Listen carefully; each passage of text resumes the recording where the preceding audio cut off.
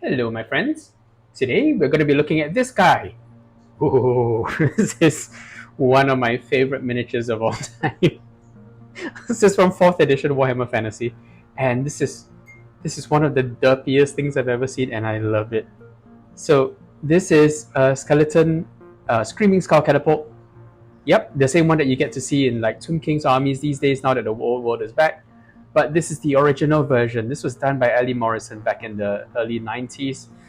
The version of the Citadel catalog that I got to look at says that it's from 96, but I kind of feel like it's earlier than that. Something about the way it's sculpted, the style has evolved quite a bit. So just to put it in context, this is before we had the Ellie Morrison. This is before we had the Gary Morley series of scouts that has, the really beloved is a bit of a strong term.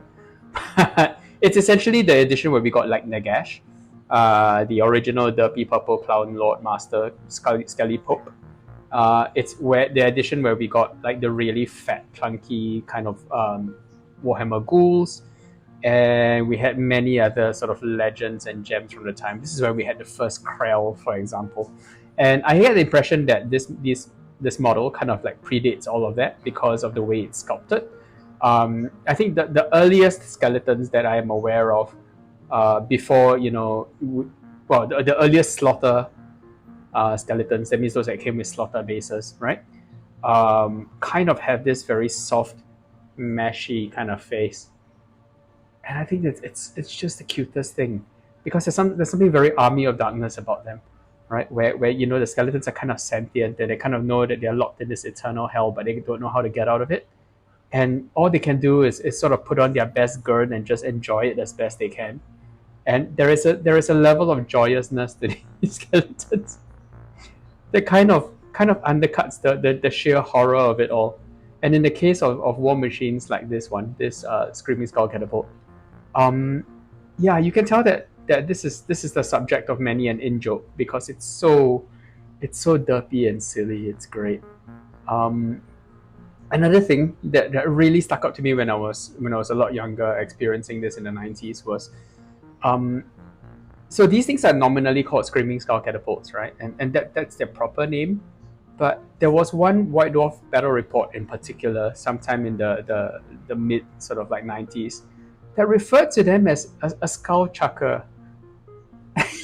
That's just the best. Skull chucker.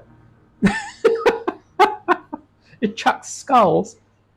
Right. Okay. So this is one of the models that, to me at least, sort of gave me a bit of an insight into the way the early Games Workshop studio kind of worked. That there was a lot more humor to the way this model is put together than at first meets the eye. It's just little things like how you've got these silly little skulls on the top, and they're just kind of like having the time of their lives. They're so good. And then you got these weird little sort of mini skulls or shrunken heads, what I happen to be painting right now, and just part of the decoration is just hanging around, and they're all kind of looking in the same direction, just being joyous little like skeleton dudes, just chilling. I love this model to bits in ways that I struggle to describe, and it's mostly because of how derpy and silly it is, right? And then because Screaming Skull Catapults are just about the only worthwhile missile troops in the Undead Army for 4th edition. You had regular skeletons, but those guys are ballistic skill 2, right? So they're absolutely tragic when they try to hit anything, right? So you could buy them expensive crossbows, or you could buy them like basic bows, and it kind of didn't matter because they would barely hit anything at ballistic skill 2. To put that in context, that means under ideal conditions, that means you were firing at short range, you were kind of shooting a target that's in the open, not behind any kind of cover. You would still need fives to hit, essentially. If the enemy's 12 inches away. If the enemy's further away, up to 24 inches away for a bow, they would need sixes to hit. Skeletons were just really bad shots. And I mean, to be fair, they don't got no eyes. So sure, right? So you've got some real like Ludo narrative logic there working just perfectly, and kind of if they hit anything, it was kind of a bonus. But then you put these guys in charge of a war machine, right? A stone thrower in this case, or a scout thrower, depending on how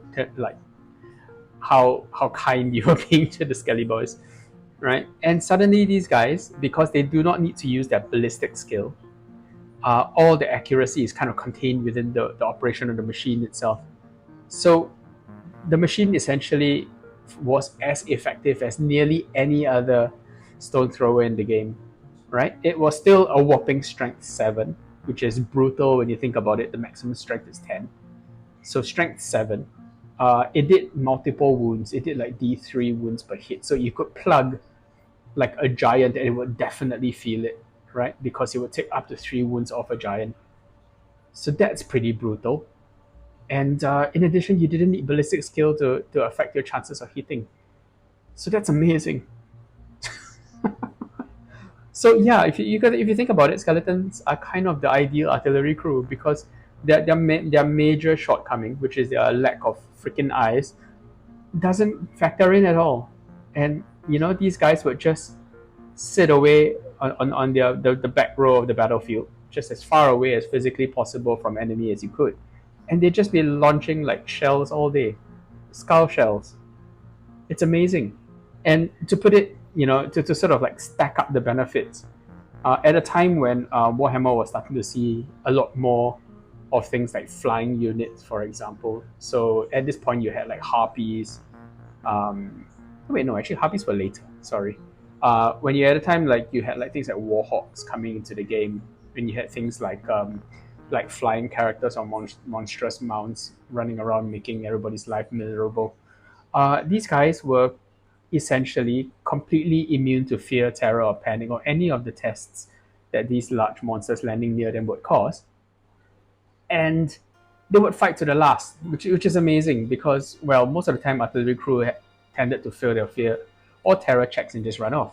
But these guys would just keep fighting. In addition, if, say, for example, you had like a lizardman pterodon near land anywhere near them, these guys would essentially potentially cancel out their charge because they cause fear themselves.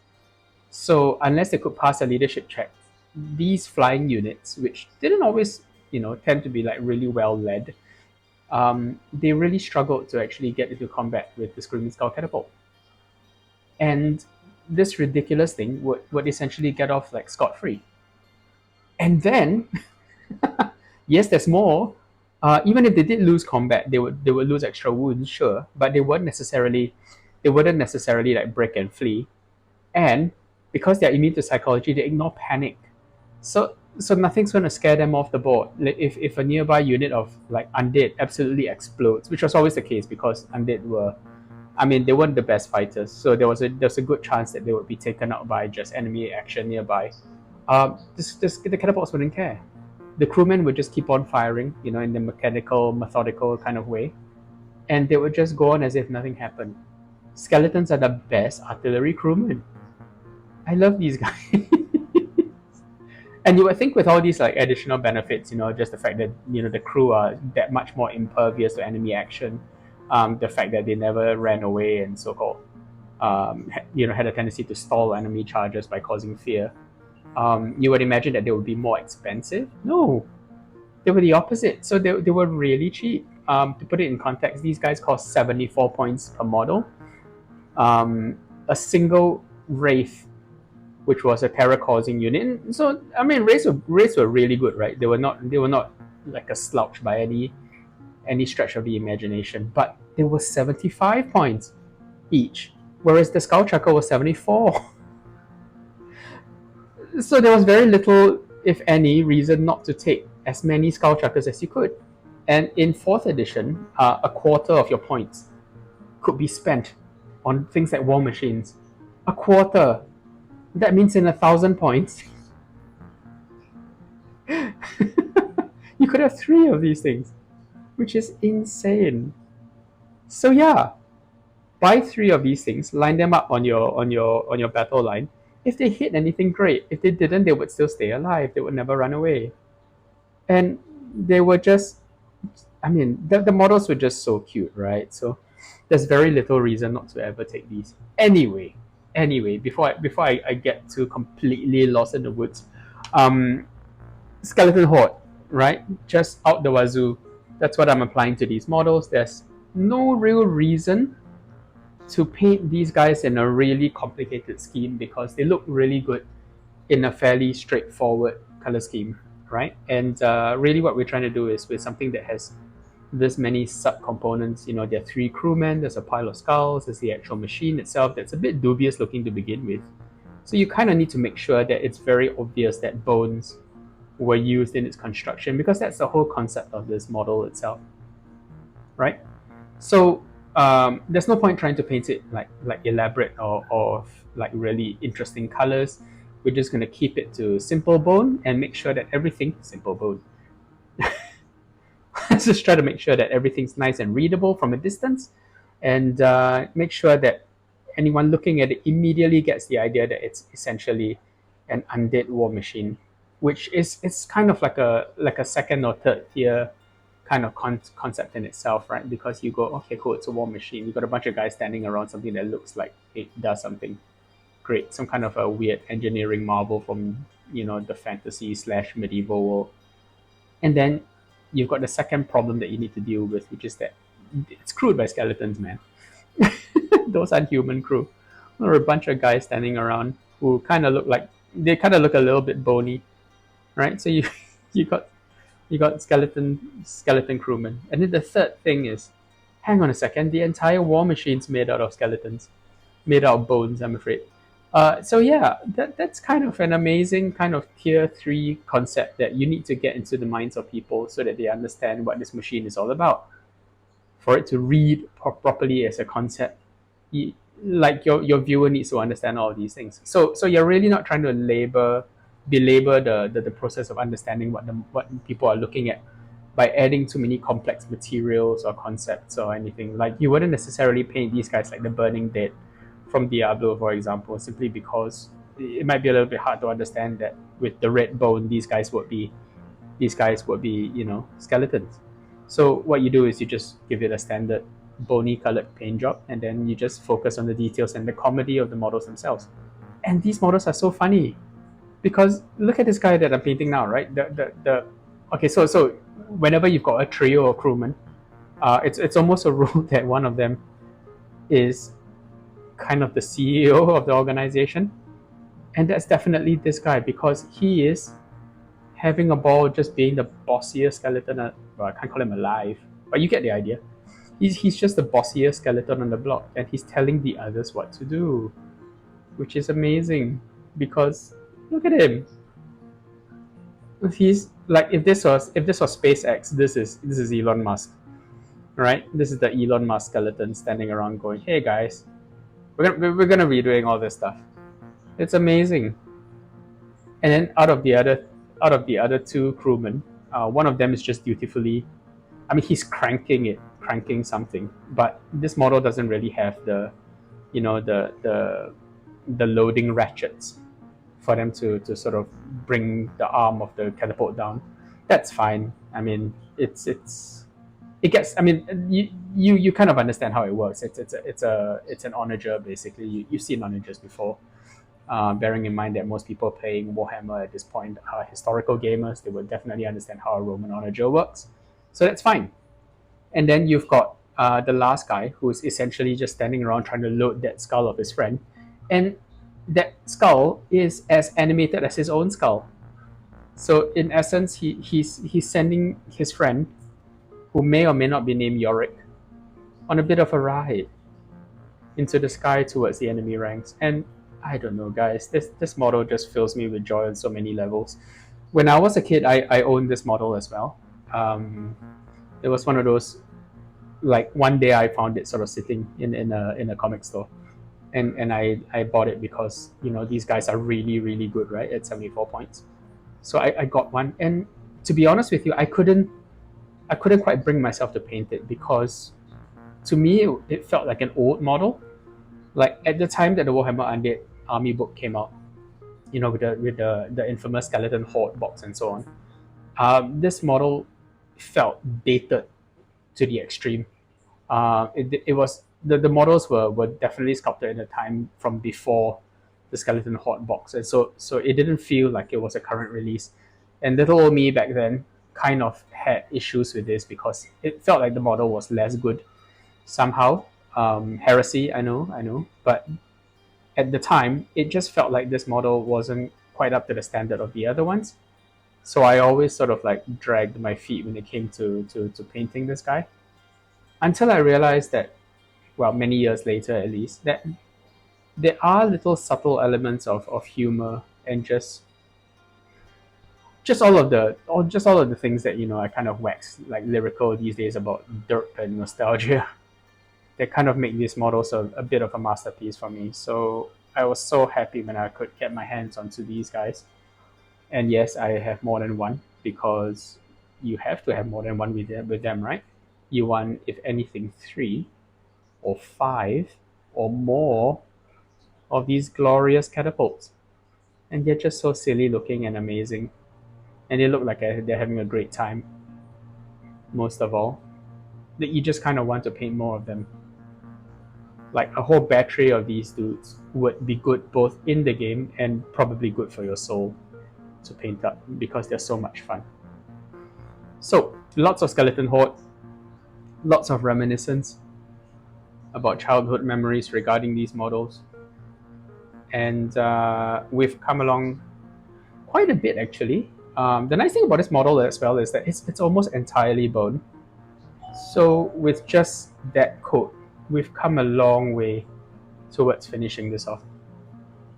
Sorry guys, need to check the door. Okay guys, so the next step is a lot more of the same really, because there's just so much bone on this model, it makes sense to get it as finished as we can in one go. So we're going to grab Skeleton Horde again, uncut as before, no dilution, and just sort of put this into all the recesses one more time because we want to make sure that everything's nice and sharp and defined. Because this paint is translucent, contrast paint is translucent, applying a second coat kind of just becomes a more intense shade, and it allows us to really build up a bit of definition for parts that we want to emphasize a little bit later on. This is a good time to also check the whole model to make sure that we didn't miss out on any other parts, and to make sure that things like the ankles, just sort of like the ends of the really big bones are covered properly. So where these giant, what I assume are monster or giant femurs connect to the main cross piece of the onager are properly shaded. Really, you just want to make sure that the junctions of all these bones have lots of shade in them, so that you can come in and apply highlights in the next go. So yeah, just a bit of a zen kind of thing with a model that's this large, but essentially, basically it's composed of more or less one or two materials, and that makes it really fun to paint and really quite zen as well. So I'm just rotating the model as I go, looking out for things that I could sort of emphasize or shade a bit better.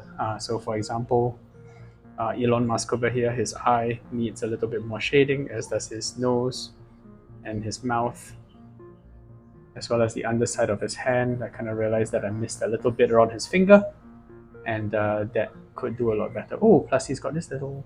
Yeah, that's what I mean, right? Like, you see, these guys are being held together, like barely held together, but with magic. And just as a result, their equipment is so raggedy and so ruined that they're just so cute, guys. And yeah, I'm having a bit of a gush, but you can sort of see why, right? I want to paint so many of these. Anyway, so that little bit where we've got a bit of a stain, we're going to try to get rid of that with a subsequent highlight so that it doesn't look too bad. Out of all the materials, I think I can just about figure out what everything is. Like the throwing arm of the catapult is clearly the hand of a giant or some other large creature. And then you've got these giant sort of arm bones holding down the chassis, connecting the front and back. So these are kind of nice, and we'll get to paint these as knuckles. And then the wheels, I don't know what the wheels are made from, but they're kind of, I assume they're kind of like vertebra looking. So kind of like the vertebrae of some kind of a giant beast. No idea, but that's fine. And then on top of that, there is a level of craftsmanship, right? So if you could call it that, you've got these like additional bands of metal securing things in place. You've got just like extra deadheads and just like bric-a-brac kind of mundane day-to-day things like straps, and there's a funny bag over here. I imagine it contains nuts or something, just in case the crewmen get hungry. No idea, to be honest with you, but it kind of looks cool, and it gives you an opportunity to add another color in, which is great. So yeah, lots of fun little details that you can do. This guy's got essentially a giant femur. I mean, in the context of this being an onager, I would imagine that this is basically used to wind down the arm in order to lock it in place for firing. So this guy is essentially winching the arm into position. Unfortunately, there's no windlass on the miniature. Would have been nice, but it's okay. It's fine. It's a skeleton. Stone thrower. It could, in theory, operate itself. There's no need to get lost in the weeds about the actual physical operation of this machine, although enough of it is there to suggest that it functions basically exactly the same as a regular onager, and that's kind of cool.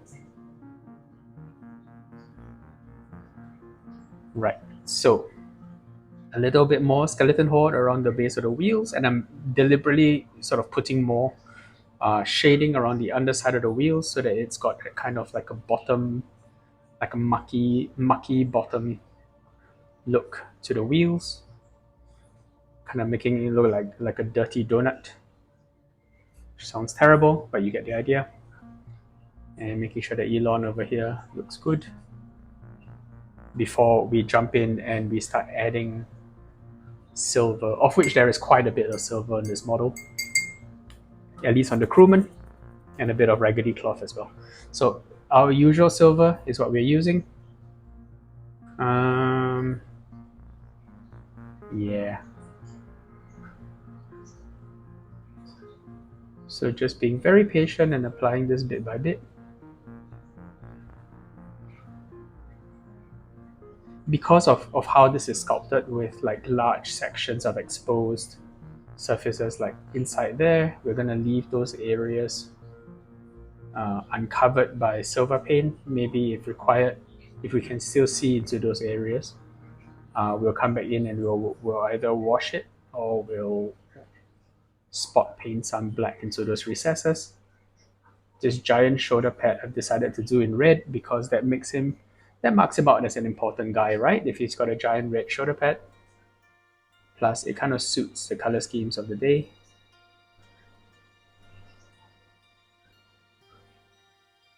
So yeah, this model isn't complicated to paint by any stretch of the imagination. It's just a bit of a fun romp through Warhammer history. And because the models are not too complicated, you can really sort of take your time with it.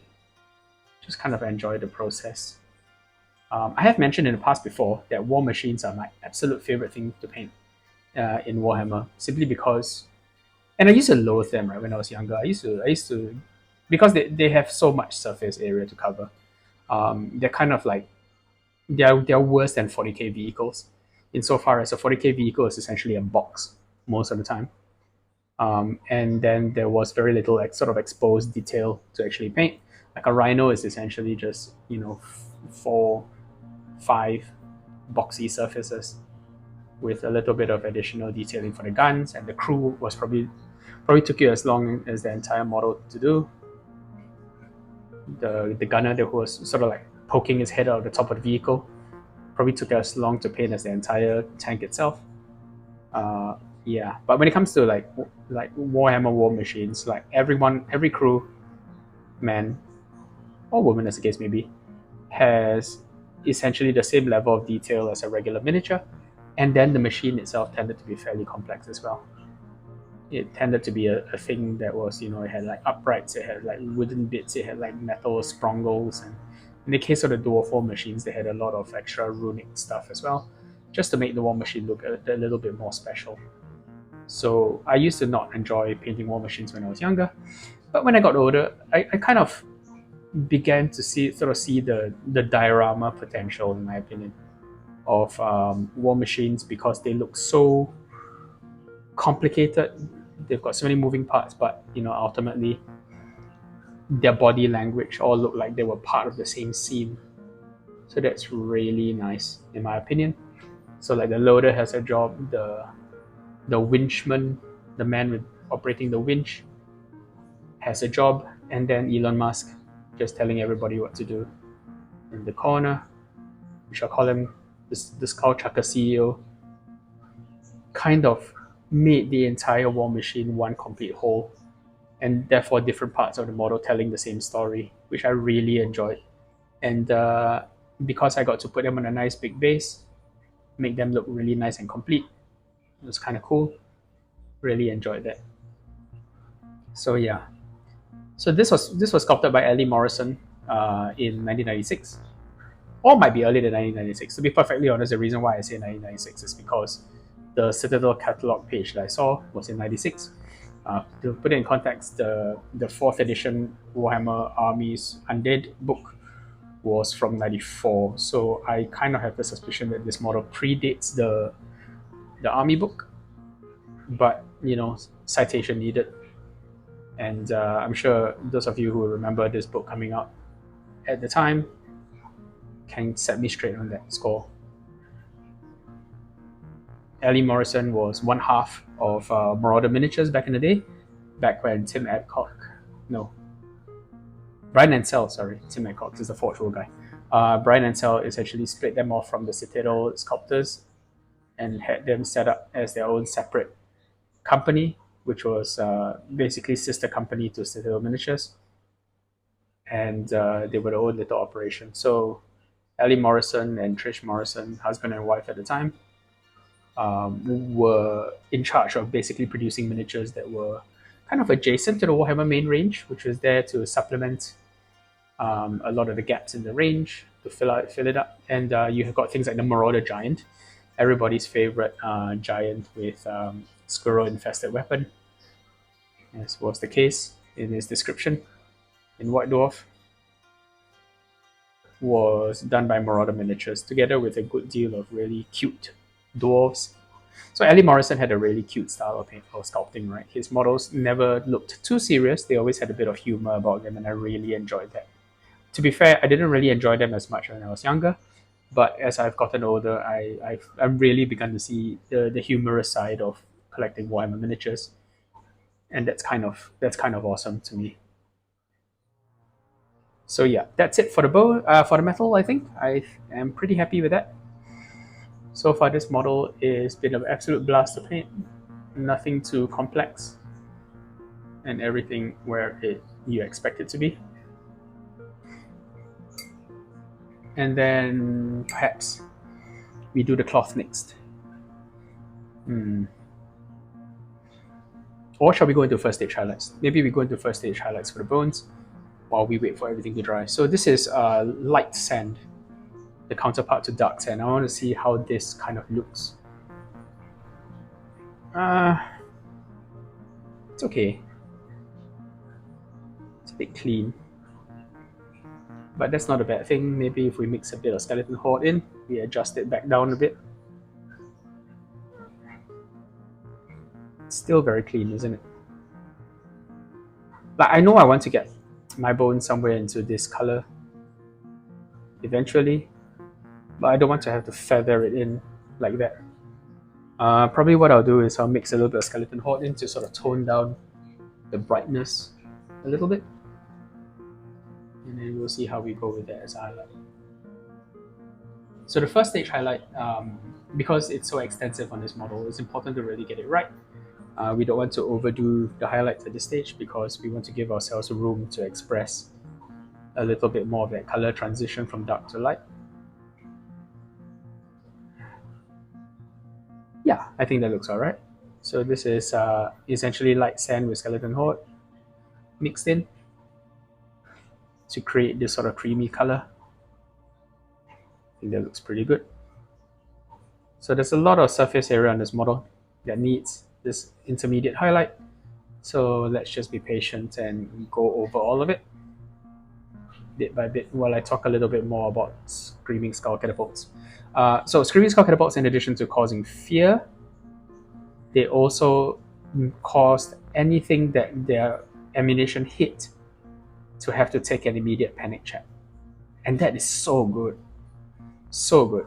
You know, at a time when the undead army really struggled to win combat with enemy elites, it really helped the operation of the undead army to ensure that whatever it was fighting in close combat had, you know, at least some chance of being whittled down before your questionably elite units got into combat with them.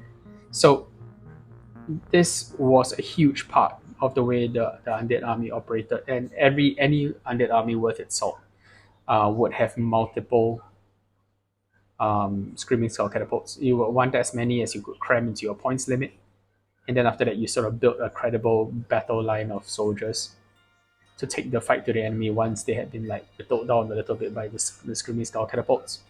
If you got lucky, essentially every unit that you hit and chased away with your Screaming Skull Catapults, assuming they didn't misfire, of course, was one less that you would have to try to break in close combat, or that you could sort of sick your carrion on to chase them away from the battlefield. And that really helped the undead army score victories.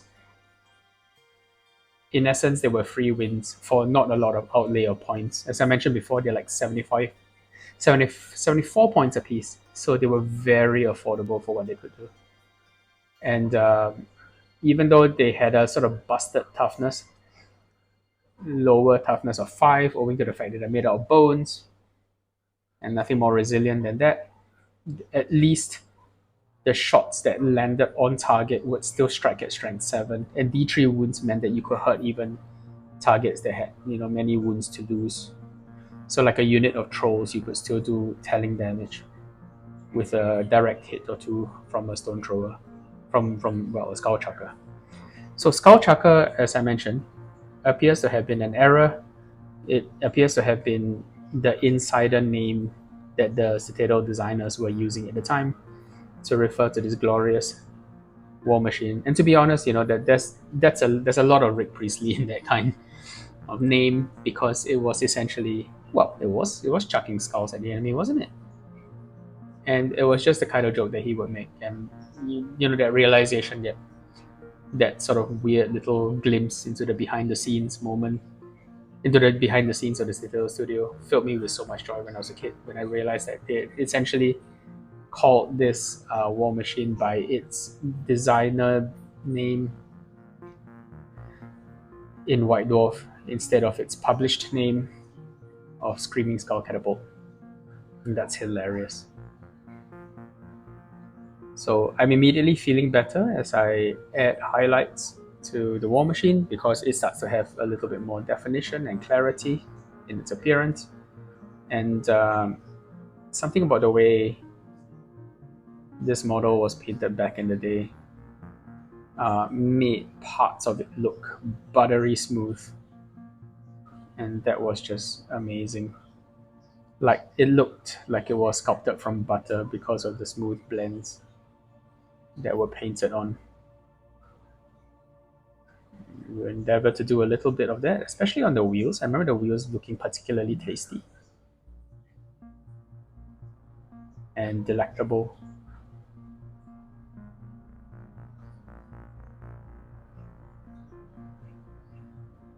Getting a bit of that bottom flange on the bones.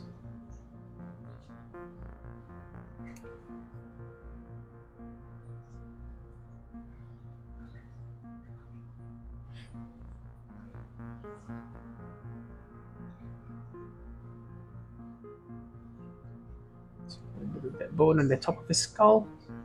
So when it comes to the actual crewman, you're really looking to emphasize the long bones.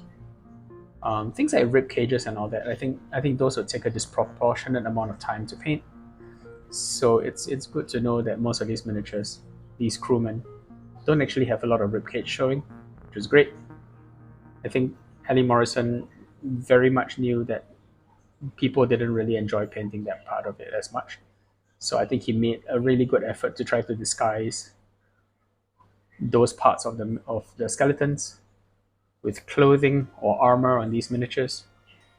So that's just one little bit of respect for your customer, which is great. And bit of an organic process, really. I'm not really following any real strict, I guess, pattern to the way I apply this. I'm just kind of gliding over the surface of the model, just jumping from spot to spot to see which parts of the model really require a bit more additional attention. The point is not to lighten the bone to the point where it's just really, really pale. The point is to just give it a bit of a sort of a fade in the direction towards areas that you want to emphasize, just as we do all of our regular painting, and really just enjoy the process. It's not going to be fast by any means, but yeah, I hope you stick with me by this process. And just kind of take your time, enjoy it, and just take it as an opportunity as an exercise in learning which parts of a model you want to emphasize and which ones to kind of downplay, just to make the model as readable and as clear as possible. Cheekbones, skull ridges, cranial fossa, all of these little bits on the bones, bit of his thigh and femur showing through, foot bones. You could definitely go about this in a more systematic way if you so chose, but I think that kind of takes away a little bit of the joy of painting this model. Just be patient with it. Keep rotating the model and keep picking out elements until you hit a point where you're happy with it. And trust me, you will know when it's time to move on to the next highlight. Gotta put lots of extra attention to Elon's fingers. Everybody knows that it's the will of the CEO that drives the war machine. This idea that hierarchies extend past death, that even in death, the bureaucracy of the process, the hierarchy of the class system extends into the afterlife is just so funny to me. The fact that you still got one skeleton trying very much to convince the other two that he understands the will of the army, so to speak, and is trying to actively compel the other two to do his bidding. It's just the kind of humor that really sets me up for a really enjoyable painting process. I just love that so much. Okay, so we are moving along nicely. Lots of bone bits. To be fair, it is a Screaming Skull catapult. I would expect no less. And I'm not going to speed any of this up because it helps for you to see my process. Even if it is a little bit repetitious, for those of you who enjoy, just seeing the final outcome, feel free to skip ahead. Don't worry about it. I'm not fast that way. For those of you who want to, have a sort of real-time understanding of how long it takes to paint my miniatures, because one of the queries I get is, how long does it take you to finish a miniature? And that's a really good question. In my opinion, a miniature should take you as long as it takes. I've learned to paint more efficiently and quickly, but that doesn't mean that you should be rushing yourself. Really, you should be making sure that you still enjoy the process. And I am definitely enjoying the process because the time is just flying by. And I hope you are enjoying watching me paint this as well. But like I said, if you feel compelled to skip forward, please go ahead. Don't worry. I won't hold it against anyone for that. Or if you're working on your own miniatures, which is what I'm hoping these videos get used for, then yeah, feel free to just let me be your companion, to just talk you through this stuff over some Zen sounding music. And I hope that really multiplies your own productivity levels, and that it increases the enjoyment of what it is that you're painting, because it's when we enjoy what we do that we do our best work. Apologies for the extremely joy of painting kind of approach that I bring, but that's just how I do it. And I hope it Bob Rosses you to greater levels of productivity. So, 2 skulls on the top, Bob and Billy over here need a little bit of definition. So as you can see, I'm not quite, sort of like painting these as if they were like fine detail all the time. I'm really just making sure that with a wet brush, I'm kind of swiping across them. The trick is really to make sure that you have the right amount of paint on your brush bristles, not too much, not too little. And we emphasize only the bits that really need it. One major one major error that we might commit is to over highlight things and cover up too much of the original color below. That is a bit of a waste, because it means that all the previous work that we put in with our contrast layer gets undone. So we want to avoid that consciously by making sure that we put enough of a highlight on, but not too much that it kind of undoes all of the good work that we did before. So it's a fine line. I admit. And over time, you'll find that you'll find your balance for this. It's a very personal thing. It really comes down to what you like and what you don't like to do. Another way of doing it is to do it until you get bored. I completely understand. I understand that not everybody wants to spend dozens of hours on a miniature. Don't recommend that you do that, because sometimes it's possible to get lost in the woods of painting a particular model, and then after a certain point, like all joy is kind of lost. So that's not ideal either. Which is why I'm doing this in a fairly haphazard way. But as you can see, little by little, the model starts to look a little bit better. And yeah, it's a kind of organic process that's very enjoyable in its own way. Cool. So it's starting to look good, in my opinion. And when you feel like enough surface area is covered, that's when we move on to the next highlight. But I think just to give us a bit of a break and to sort of like encourage us to stop and take stock of the quality of work that we've done so far, we're going to step away from the bone a little bit and move on to detailing the metal that we've done so far. Because if we keep going and going and going and going with one particular part of the model, the temptation is to just keep adding more and more highlight. And as I mentioned, it can result in too much of a highlight, and that's not ideal.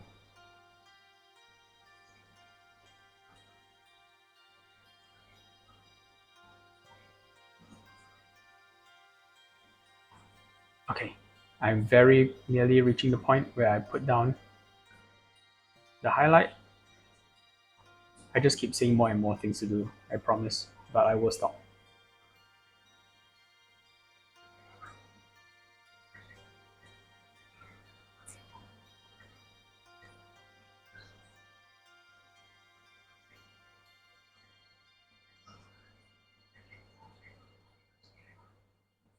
Okay, cool.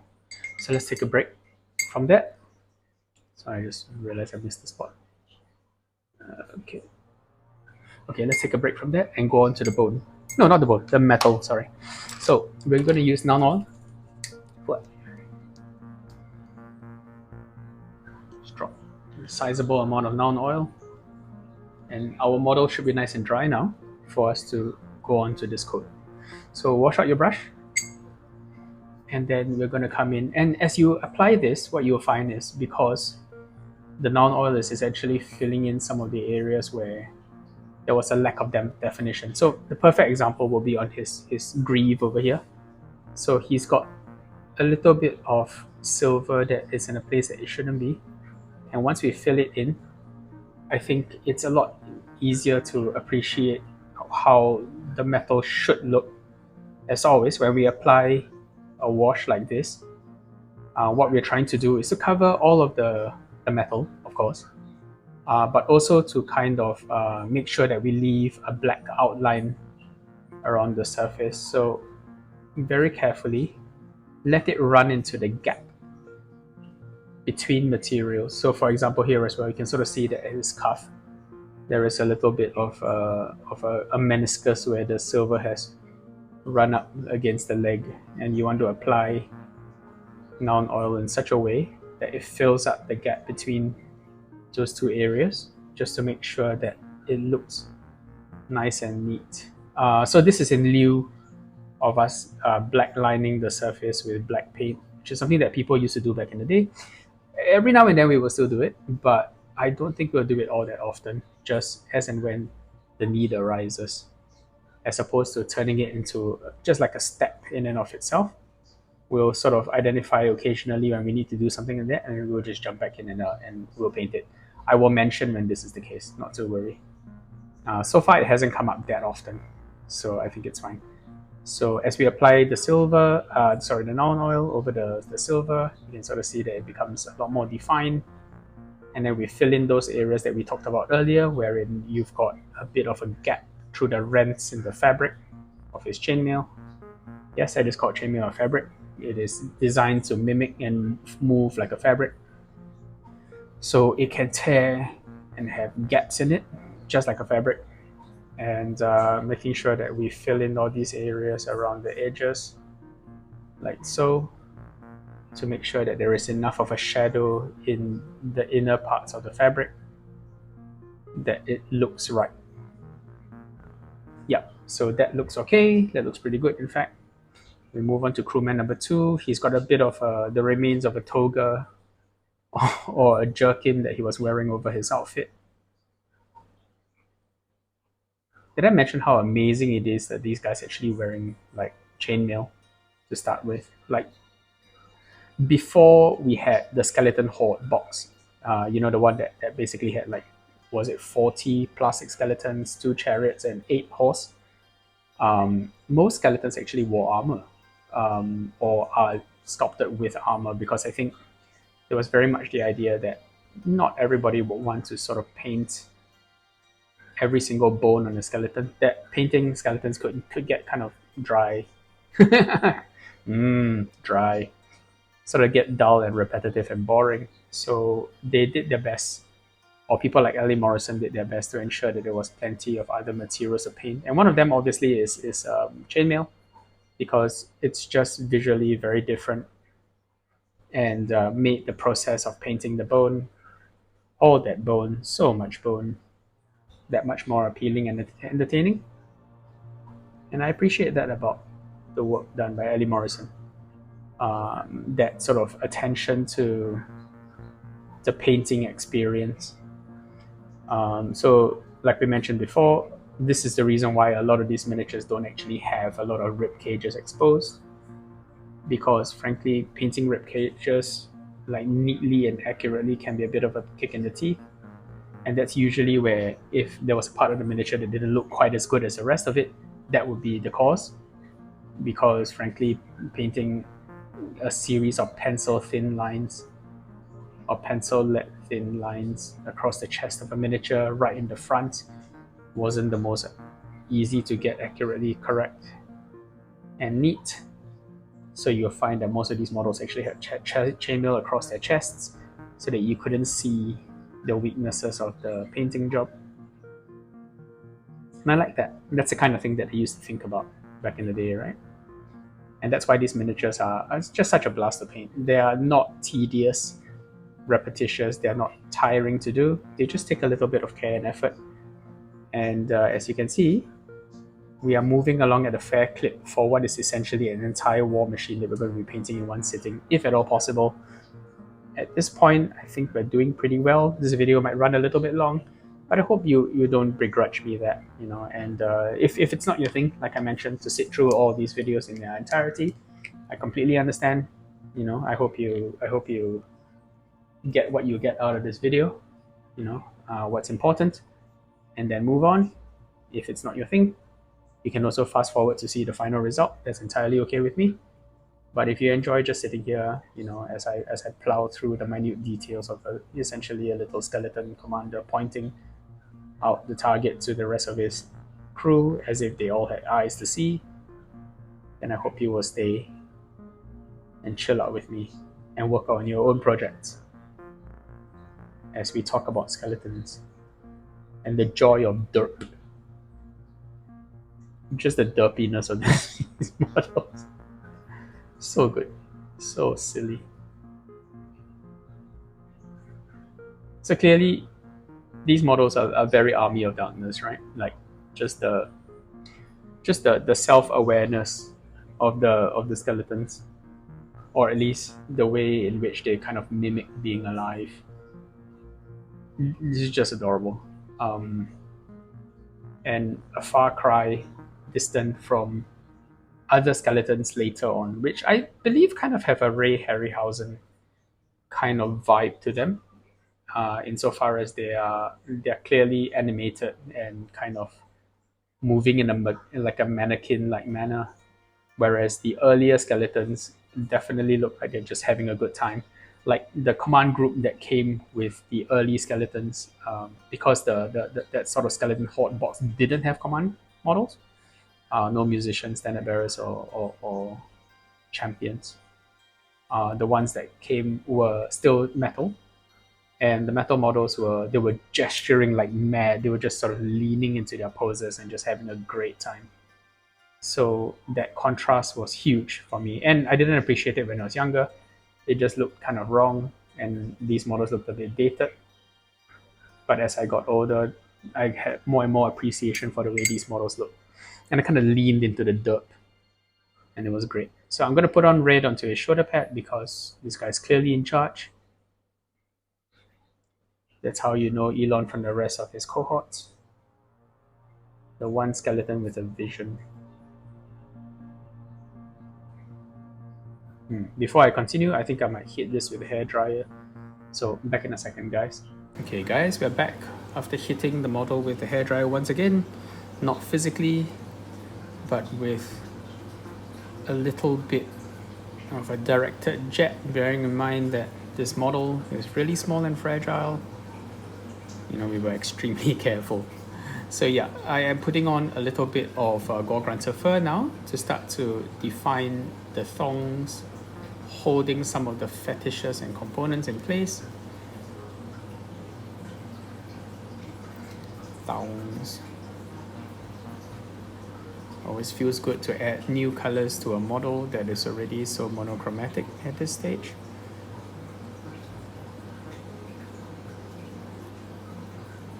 So even if it's just a little bit of a kind of a reddish brown hue to pick up some of these details, feels really good to have these filled in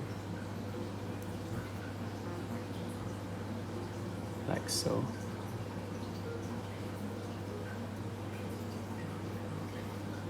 So I'll continue to put that around these bandages and bindings, bits of animal sinew. I imagine these are what they're made of. So basically bits of rawhide on tanned leather, or maybe tanned leather as the case may be, but I don't think so, because the process of tanning leather was costly and would have been a waste to use tanned leather for bindings like this. So we're continuing a little bit of additional strapping going around. While we're here with this color, I want to make sure that I hit every single angle.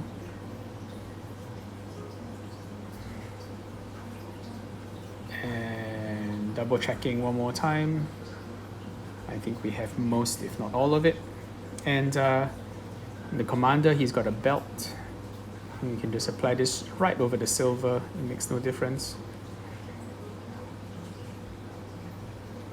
Because the Gore Grunter fur deadens the reflectiveness of the silver after noun oil so much that it basically looks fine as is. It's this funny little coin-like thing over here. I think I will pick that out as a coin-like thing. So there's a little bit more of the bandages and wrappings, rawhide bits underneath the throwing arm and the chassis. Make sure that we cover all of these little spaces, because it will be these weird little areas, you know, kind of half hidden, that will kind of annoy us if we miss them. Just making sure that that's nicely neatened and covered up. Cool. So we are getting to a really good place. Okay, let's jump in with a little bit of Militarum Green and do up that little, that's still wet, so let's move on somewhere else. Maybe let's do his clothing.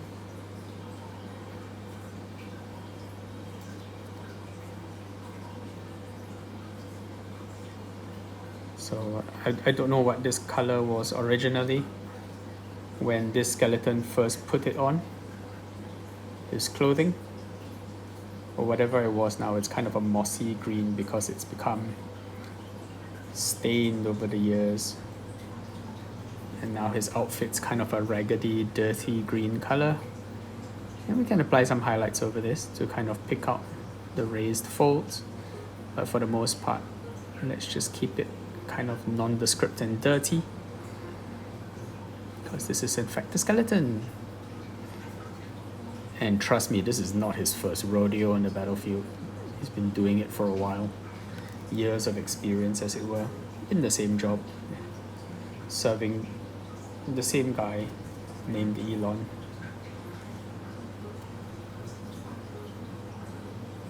And generally taking all the pride you would expect in his job.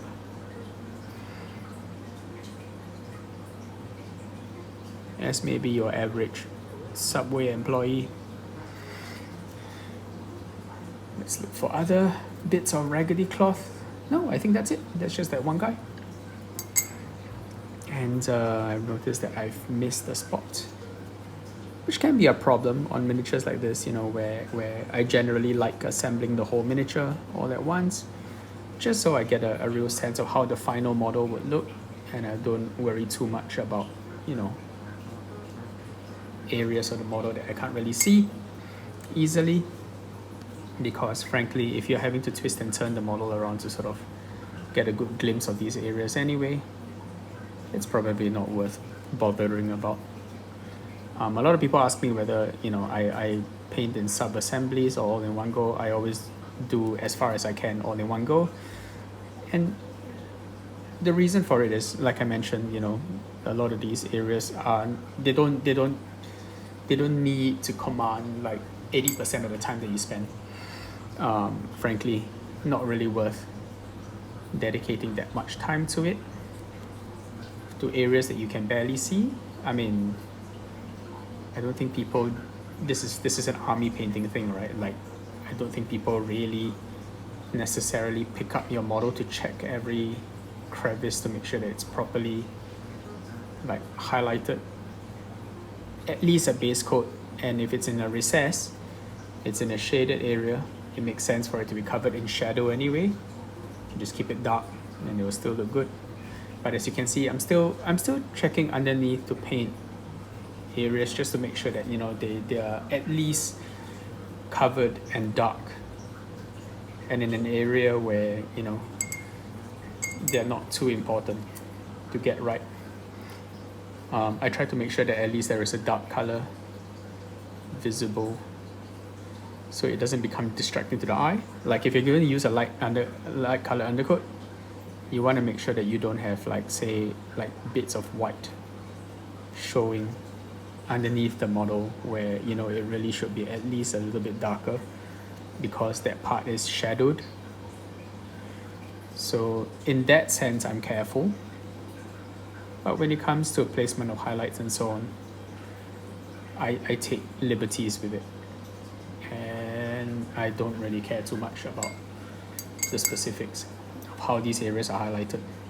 But on the bits which are raised, I think the flip side is that we take extra special care to make sure the raised areas are properly highlighted. So we're going to come back in again with some white into our bone. Bone is by far the champion color of this miniature, so correspondingly bone shall get extra effort and attention paid to it, just to make sure that it looks suitably flying catapult, buttery smooth.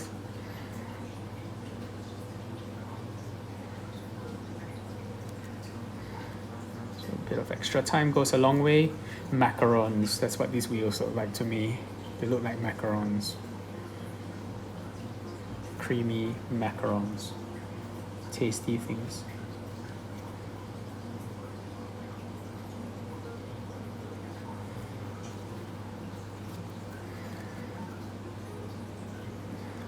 A little bit of water to make it flow more easily.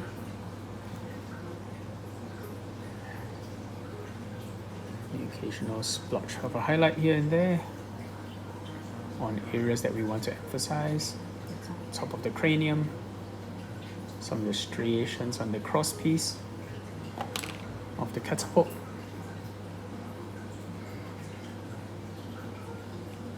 Tops of the wheels,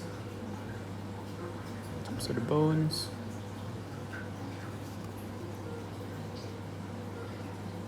And at this stage, you know, we're rapidly reaching the point where it's all gravy from this point on. It's just making sure that things look as good as they could be. I'm just putting in a bit of Gorgrunter fur here to delineate that junction between the hand and the wrist, because it looks like something's wrapped around it. Could be just, you know, like some ancient dried out tendon or something. But I think it looks nice in another color. And it serves to separate the hand from the wrist for extra definition between those 2 points. Okay. A bit of extra white and light sand onto his hand. Blending it in a little bit.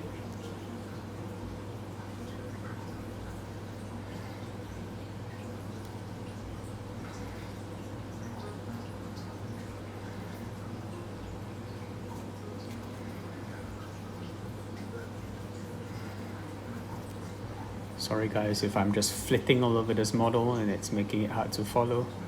I think the idea is that what I'm trying to do is I'm trying to keep painting this fun. So I'm moving the model a lot so that I don't get bored of painting a particular surface. And I'm trying to cheat my mind into thinking that I'm constantly doing something new and different. And that's in a way keeping me entertained. And hopefully you get to apply this technique to the way you paint as well. Just so that, you know, you continue to put in the required level of effort in the areas that sort of demand it, and maybe not waste too much effort in areas where it kind of doesn't justify the time spent. So rotating the model around constantly makes your eyes reframe on the surface, makes you hunt for areas which are, you know, worth picking up and worth painting. And I hope that's doesn't make the viewing process of this video or the viewing prospect of this video too uncomfortable. But sometimes it's just how it works. And I hope you forgive me for it, or take away, you know, at least the learning value of this process to apply on your own miniatures.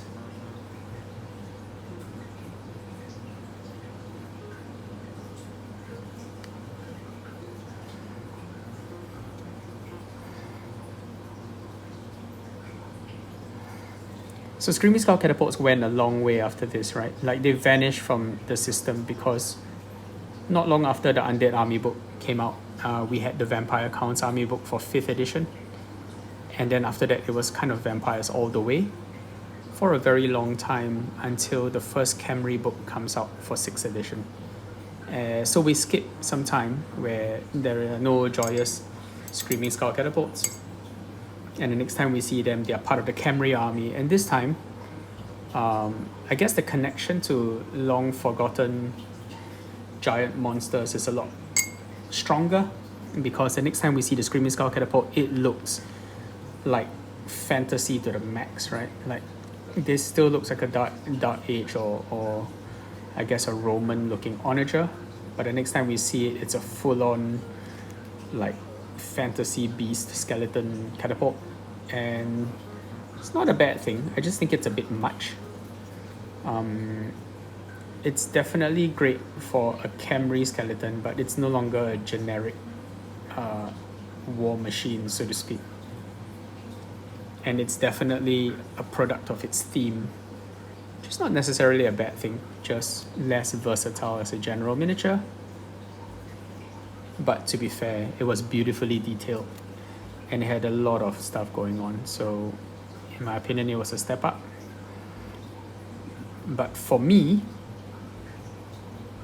specifically, it doesn't produce the same levels of nostalgia serotonin that this model does.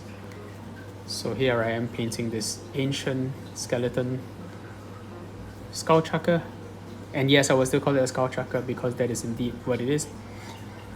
I have earned my ancient millennial status and shall express it through my knowledge of obscure references by painting it thusly and naming it such. Skullchucker it is. Chucker of skulls.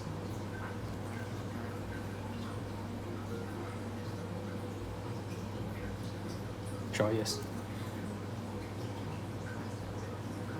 So at this point, our bone consists of the original skeleton horde. It comprises skeleton horde at its base, which already provides, multiple colors because of the nature of contrast paint and how it leaves darker shades in the recesses. And then after that, we went through, as you recall, a mixture of skeleton horde and light sand. I think it was light sand that I used, not dark sand. And then after that, we went to light sand plus white. And then now we are going, we went through pure light sand, and then we went through light sand plus white. And then now we are using almost pure white. Not quite pure white, but close enough to create this really interesting finish that takes us through many, many colors, really. I think it's looking pretty good. And you know what it means when I say it looks pretty good? It means that we are going to leave it at this stage, I think. Looks good enough for now.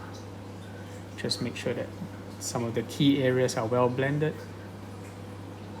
Make sure that there's a little bit of this highlight on most areas of the model that the eye is likely to land on.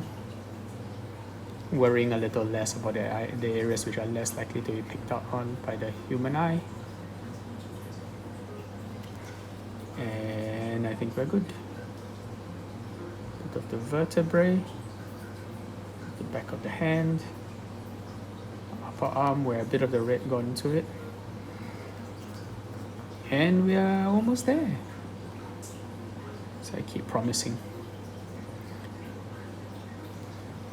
Now the wheels are starting to look buttery soft, just like I mentioned. Sweet little macarons.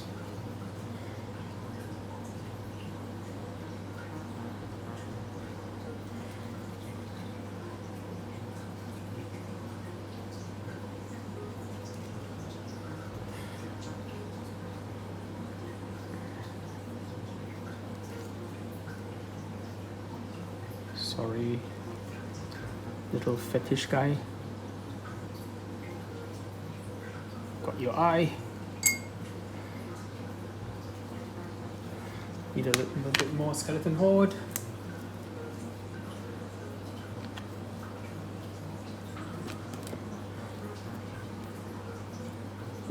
Sorry guys. Pick out this bit. This little section behind. And a mix of skeleton horde and green to pick out this rotten face. Eee.